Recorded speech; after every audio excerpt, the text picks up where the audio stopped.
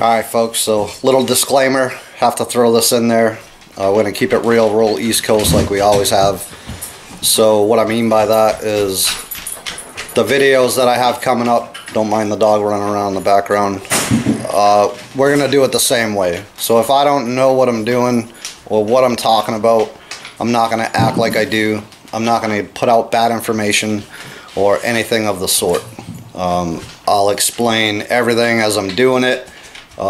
The stuff that I do know, I'll elaborate a little bit. Hopefully you glean something off of that, and if not, that's fine too, but you know, wouldn't hurt to offer that information. But I'm certainly not going to put out bad information and act like I've been doing certain things for years and years, which was kind of my pet peeve in the survival community over the years with other people. You know, TV happened, all the shows come out, and everybody's an expert, everybody has a school, and everyone knows what they're talking about, and obviously that's not the case.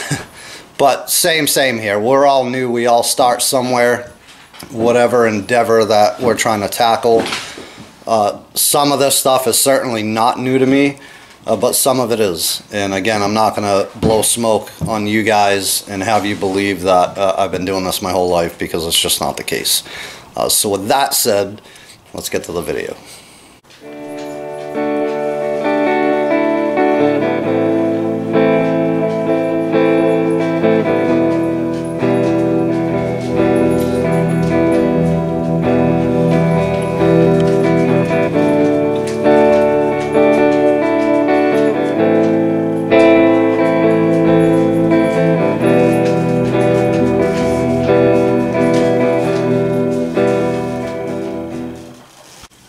So, preserving food.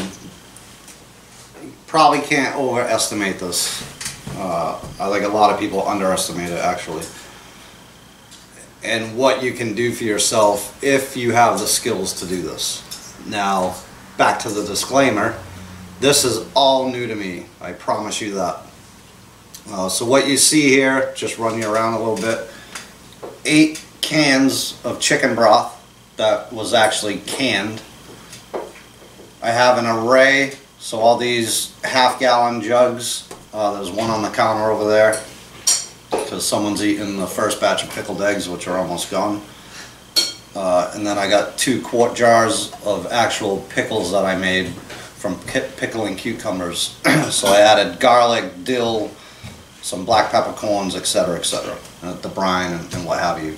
And these things are probably my favorite on the table. However, I haven't tried this here in the back, which we'll get to in a minute. But these pickles are absolutely awesome. Phenomenal. So I used in the pickling the same brine for everything for the most part until I got to my second batch of pickled eggs, which I used a white wine vinegar instead of an apple cider vinegar. So all this other stuff is apple cider vinegar. I did pickled green beans, pickled cauliflower and carrots, pickled onions, which are actually awesome as well. But again, my favorite on the table is definitely the pickles. Just the right amount. I think I cut back on the salt on these, which made them better. And then the fresh dill added just sent it over the top. I haven't tried the chicken broth, obviously. I'm trying to put up as much as I can now in the winter, but all these ingredients are store-bought. I did buy organic, but they're store-bought. It's nothing that I've grown. Obviously, it's winter time. So in the back here, we have a, let me start with this one, a sauerkraut. So this is a half-gallon jar as well. We got a quart jar of another sauerkraut, but that's kind of a mix from the leftovers of both of these, which came from this other one, which is a taco kraut. And they smell awesome. So with all the krauts, this little jar here is a honey and garlic ferment. So all these jars here with the sauerkraut is all fermentation. A totally different process than the pickling, obviously, which is totally different from the canning. So all these three things are totally separate, and there's right and wrong ways to do it. Now, just like you, again, keep it real, roll East Coast. This is all new to me. So I have the books, which I've showed at the beginning. The ball canning book is probably your best bet as far as like good information to do this stuff, at least the canning aspect. I have a fermentation book as well, and a couple other ones that will help in the process. But so this really is experimentation for me at the beginning. Some of this pickling stuff, the recipe I used, it's super salty, which why in my next batch of pickled eggs I used white wine vinegar, and I totally reduced the salt in that. And I got some green onions in there and black peppercorns, garlic, etc. Same with the pickles. So when I went to make the pickles, I had already made the other stuff that was super salty, and I cut way back on the salt, and it actually helps. The fermentation stuff takes a little longer. It's not refrigerated, where the pickling immediately goes into the refrigerator after it gets to room temp, after you pour your brine in it. But the ferment stuff, it'll ferment. I've heard, you know, different information on that. Again, hence the books, to get the scientific stuff of it all, if you will. But this sauerkraut has to go a lot longer than the pickling stuff. So these pickles per se, when I did them, they were ready the next day. You could eat them. I let them go longer so it tastes better, but essentially they were ready within 24 hours. This ferment has been, get the date on here, you date everything, that's a good practice. So January 12th is when this got jarred up. I haven't touched it yet, haven't tried it, none of that stuff. I think we're getting close to be able to try that. And again, it smells delicious. The lids on these, give you a close-up. So we got the ferment lids that burp themselves. So within the first few days, obviously gases build up and you need to burp the jar, is what they call it. So you loosen the jar, let the gases escape, tighten it back down. With these lids, it kind of does it itself, but you should still keep an eye on it. Canning, totally different concept, right? and there's rules to that. And again, I'm not the subject matter expert on this. So the ball canning book's probably your best option as far as legit, really solid information on that, on how to be safe, because you can definitely jack yourself up if you do something wrong. But it's a start. So going with the last video with the rabbitry, walked you guys around, talked about the garden and stuff like that. So I'm getting into, or want to get into, raising my own meat and my own produce as much as possible.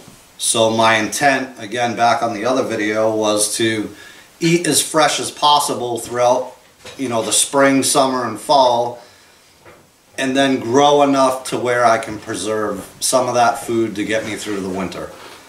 So as far as the canning goes, it's only broth at this point, but the intent is to try all the facets of that. So sauces, I definitely want to can meat. I still have some venison in the freezer that I want to can as well, see how that works out and just try it out.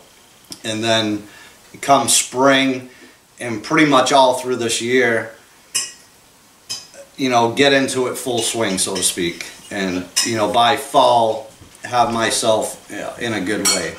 So I think they're going to be interesting videos. Again, I'm learning all this stuff as I shoot this video, honestly. So hopefully it's interesting to you guys. There's a ton of videos on YouTube, obviously, about all this stuff. And again, I've watched a bunch, trust me.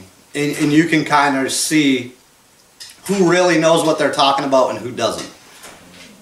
And then it's personal experience. So again, my recommendation would be the books first and foremost, especially for the canning.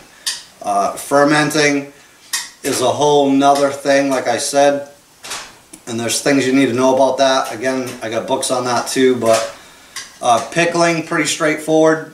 That's the first thing I started doing, and I just went to town. I was buying whatever organic vegetables I could get, and we're gonna pickle them.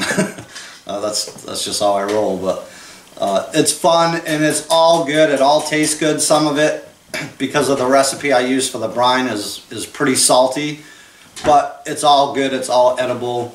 Again, I have a jar, not this one of the new batch of eggs, but the last batch of eggs is pretty much gone at this point, or just about. Might be one or two left.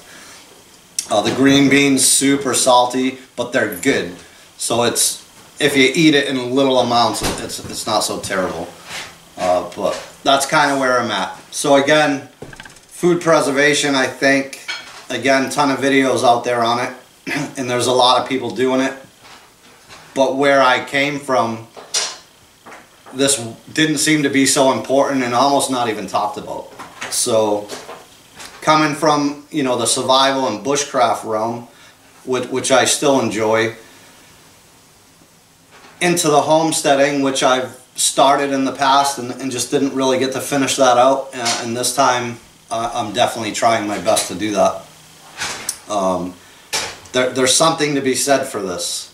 With the garden, you know, hunting, fishing, and all that, to secure your own meat sources and even preserve that if you have enough, and just eat fresh and healthy is, again, I can't say enough about it. So again, new to me, yes, so I'm not going to blow smoke and try to pull the wool over your eyes or anything like that, but this is where I'm going pretty much with the channel.